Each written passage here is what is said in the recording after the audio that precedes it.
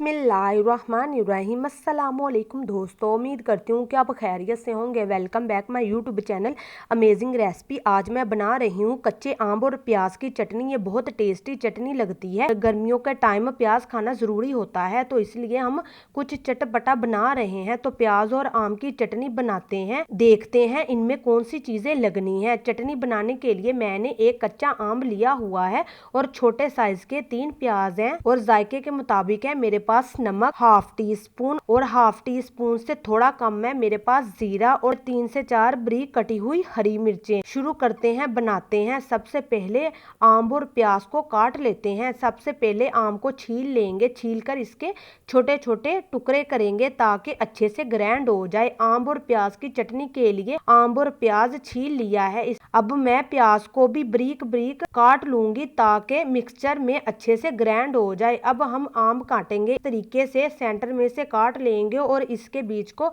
निकाल देंगे और छोटे छोटे टुकड़ों में काट लेंगे। प्याज और आम को मैंने काट लिया है। अब मिक्सचर जार लेंगे, इसमें डाल देंगे आम और प्याज जोन से हमने काट कर रखे हुए हैं। जीरा डालेंगे, नमक डालेंगे, आप जायके के मुताबिक मिर्च डाल सकते हैं। अब हम ग्राइंड कर लेंगे। इसी दौरान अगर आप मेरे चैनल पर नए हैं तो आपसे रिक्वेस्ट है कि मेरे चैनल को सब्सक्राइब कर ले ताकि मेरी मजे मजे की वीडियो आप तक पहले पहुंच सके। आम और प्याज की चटनी खाने के लिए तैयार है। अब हम सर्विंग बोल में निकालते हैं। आम और प्याज की चटनी तैयार है। बहुत ही आसानी से बनने वाली चटनी है और खाने में बहुत ही टेस्टी है। आप इसे रोटी और पराठे के साथ खाएं, लंच के साथ खाएं, बहुत ही टेस्टी लगती है। गर्मी का मौसम आ गया है, इसे बनाइए और खाइएगा और बताइएगा आपको मेरी ये रेसिपी कैसी लगी। अगर आपको मेरी रेसिपी अच्छी लगी तो लाइक कीजिएगा, शेयर कीजिएगा, चैनल को सब्सक्राइब करना मत भूलिएगा। दीजिए इजाजत, अगली वीडियो तक। अल्लाह हाफिज।